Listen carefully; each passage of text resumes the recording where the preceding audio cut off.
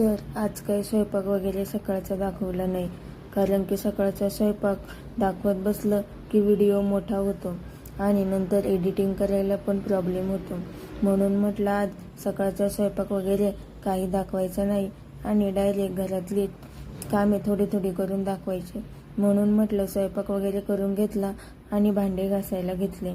म्हटलं भांडे पटपट घासावे आणि किचन वाटा वगैरे साफ करून घ्यावा, म्हणजे अजूनही बाकीचे कामं आहेत. आणि कालच तुम्हाला मी म्हटलं होतं की आज मला ड्रायफ्रूटचे लाडू बनवायचे आहेत, म्हणजे अक्रोडचे, तर ते काही जमले नाही. म्हणून म्हटलं आज लाडू करूनच घ्यायचे. आणि कोणतंही काम ठरवलं की ते होतच नाही, कारण की 2-3 दिवस झाले मी म्हणते रोज लाडू करेन, पण काही ना काही काम निघते. म्हणून म्हटलं आज काहीही झालं तरी लाडू करायचे, कारण की कालच मी अक्रोड फोडून ठेवलेत आणि त्याच्या आधीपासून मी म्हणते लाडू करायचे. त्यामुळे मुलं रोज विचारतात झाले का लाडू.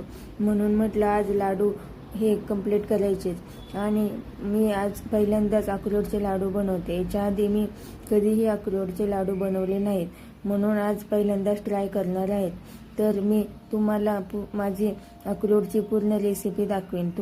तुम्हालाही जर लाडू आवडले तर तुम्हीही नक्की ट्राय करा. म्हणून म्हटलं आपले सकाळचे कामे पटपट करून घ्यावे.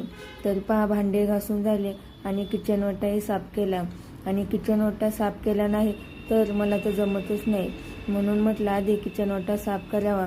तोपर्यंत भांडेही घासून जाळीत पाणी निथळून गेले होते आणि पटपट भांडे वगैरे लावून घेतले, कारण की नाही तर दिवसभर भांडे तसेच किचन वाट्यावर राहतात आणि घर वगैरे झाडलं की त्याच्यावरती धूळ बसते. म्हणून म्हटलं पटकन भांडे लावून घ्यावे.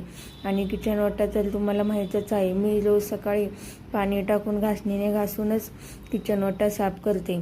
किचन वाटा वगैरे साफ केला, भांडेही लावून घेतले आणि म्हटलं आता पटकन कपडे वगैरे वाळत टाकावे, कारण की अजून खूप काम आहे. अजून झाडांना पाणी टाकायचं आहे, फरची पुसणे, अजून खूप कामं आहेत. म्हणून बाई ग, बोलताना किती गोंधळ होतोय माझा.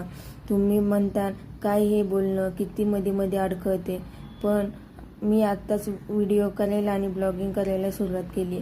त्यामुळे हे ब्लॉग एडिटिंग करताना खूप मोठा व्हिडिओ असला की काय बोलावं आणि काय नाही ते सुचतच नाही, आणि त्यामुळे बोलताना मध्ये अडखळणं होतं. तर तुम्ही प्लीज समजून घ्या आणि याचा राग मानू नका, कारण की बोलताना पुढे व्हिडिओ असला तर कधी माणूस अडखळतं आणि काय बोलावं काय नाही हे पटकन सुचत नाही, म्हणून कधी अडखळतंच. म्हणून तुम्ही प्लीज मला समजून घ्या. तर पहा, झाडांनाही पाणी टाकले आणि 12:30 होत आले. म्हणून म्हटलं चला दादाला घेऊन येऊ, कारण की आमच्या पिल्लू दादाची शाळा 12ला सुटते आणि तो 12:30पर्यंत घरी येतो. आणि कधी ही लिफ्टमध्ये येताना लाईट जाते आणि तो गुत्तो आणि घाबरतो. म्हणून म्हटलं आपलं आज काम लवकर झालं आहे तर त्याला घ्यायला जावे. पिल्लूला घेऊन घरी आले आणि जेवण वगैरे केलं, त्यालाही जेवायला दिलं, मीही जेवले. आणि म्हटलं आता सकाळचे कामं करून तर कंटाळा आला, म्हणून म्हटलं थोडा आराम करावा आणि थोडी बेडवरती पडले. दुपारी थोडा आराम केल्याशिवाय जमतच नाही, आणि दुपारी आराम केला आणि नंतर म्हटलं आता उठून लाडू करावे, नाहीतर आजही कंटाळा केला तर लाडू राहतील. तर मी तुम्हाला मगाशीच म्हटलं होतं की मी ब्लिंकिटवरून कच्च्या केळी मागवल्या आहेत आणि त्याचे मला वेफर्स करायचे आहेत. तर याच्याही आधी मी ब्लिंकिटवरून केळी मागवल्या होत्या आणि छान असे वेफर्स झाले होते. घरातल्या सर्वांना ते वेफर एवढे आवडले की परत मी ब्लिंकिटवरून अशा 3 केळी मागवल्या. ब्लिंकिटवरून 3 केळींचीच क्वांटिटी येते. आपल्याला जर जास्त मागवायची असेल तर जास्तही मागवू शकतो, पण मी 3च केळी मागवते आणि ती मस्त 20 रुपयामध्येच येतात. म्हणून म्हटलं आपण आता पण 3च केळी मागवावी, कारण की जास्त केळी मागवली आणि जास्त बनवले तर ते नंतर लूज पडतात. म्हणून म्हटलं थोडेच मागवावे आणि थोडे करून फ्रेश आणि गरम असे खात जावे. म्हणून बघा, केळी मी त्याच्यावरचे सालपट काढून घेतले चाकूने, कारण की केळी कडक आहेत. कारण की केळी कडक आहे, त्याच्यामुळे ती काय हाताने सोलल्या जात नाही. म्हणून म्हटलं चाकूनेच ती सोलावी आणि तिचे बारीक असे पातळ काप करून घेतले. तुम्ही आपल्या किसणीच्या साह्यानेही जसे बटाट्याचे वेफर्स करतो तसेही त्याचे काप करून घेऊ शकता, पण मी चाकूनेच पातळ पातळ त्याचे काप केले आणि थोडंसं हळद आणि मीठ घेतलं आणि त्यात थोडं पाणी टाकून घेतलं, कारण की आपल्या केळी तेलात निम्म्या फ्राय झाल्या की आपण वरतून 1 चमचा तेल, हळद आणि मीठ टाकणार आहे. त्याच्यामुळे आपले वेफर्स हे थोडे पिवळे पिवळे आणि त्यांना मीठही लागतं.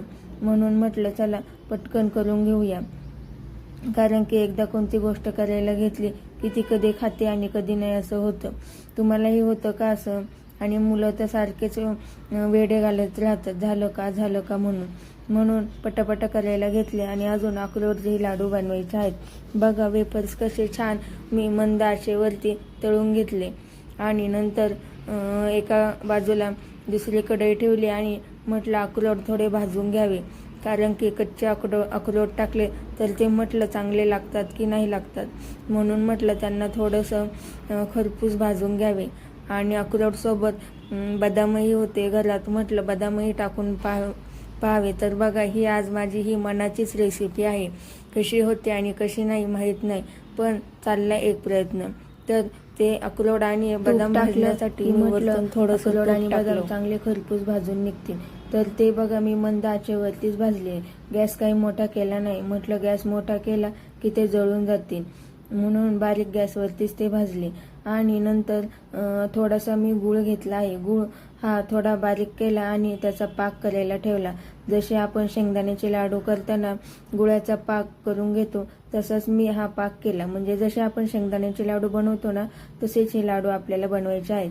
फक्त इथे शेंगदाण्याच्या ऐवजी अक्रोड आहेत. तर गूळ कढईमध्ये हा मी वितळायला ठेवला. म्हटलं आपलं कूट होईपर्यंत तर त्याचा चांगला पाक तयार होईल. आणि मिक्सरला मस्त बारीक शेंगदाणे आपण दळतो, शेंगदाण्याचा कूट करतो, तसेच मी अक्रोड आणि बदाम दोन्ही एकत्र करून त्याचा कूट करून घेतला. आणि तोपर्यंत बघा पाकही पातळ झाला आणि म्हटलं त्याच्यातून हे वरतून टाकून द्यावे. वरतून टाकले आणि पटपट हलवले. बघा पटपट हलवताना प्रत्येकाकडनं सांडतेच आणि माझ्याकडनं तर सांडतेच, म्हणून म्हटलं जरा पकडीने त्याला घट्ट पकडावं आणि पटपट हलवून घ्यावं, कारण की गॅस बंद केला की गूळ हा लगेच कडक व्हायला लागतो. म्हणून पटकन गॅस बंद केला आणि सांडशीने पकडून घट्ट पटकन हलवून घेतलं. आणि बघा थोडंसं पाणी घेऊन पाण्याचा हात लावून मी लाडू वळून घेतले. आता लाडू तर मला काही पटकन वळता येत नाही, ते वाकडे तिकडेच होतात माझ्याकडनं. आणि तुम्ही बघत असाल हे सारण खूप गरम आहे आणि गरमच बांधावे लागतात, नाहीतर गूळ एकदा कडक झाला की ते बांधता येत नाही. लाडू आणि चिप्स बनवून घेतले आणि किचन ओटा आवरून ठेवला, कारण की किचन ओटा आवरला नाही तर म्हटलं संध्याकाळी स्वयंपाकाला पुन्हा सगळा पसारा होईल. आणि लाडू बनवून घेतले आणि म्हटलं आता थोडं संध्याकाळच्या आणि उद्याच्या डब्याची तयारी करावं, म्हणून म्हटलं थोडं भाजी आणायला जावं. तर पहा तुम्ही मी भाजी आणायला आले आणि भाजी घ्यायला तर खूप गर्दी आहे आणि अंधारही पडलाय, लाईट आहे, पण तरीही मोबाईलचा टॉर्च लावून भाजी घ्यावी लागते. तर भाजीला काय घेऊ तर काय भाजी घ्यावी हे सुचतच नाही. तर कशी तरी 1-2 भाज्या घेतल्या आणि घरी आले. तर हा होता आजचा माझा ब्लॉग. कसा वाटला तो नक्की सांगा. धन्यवाद.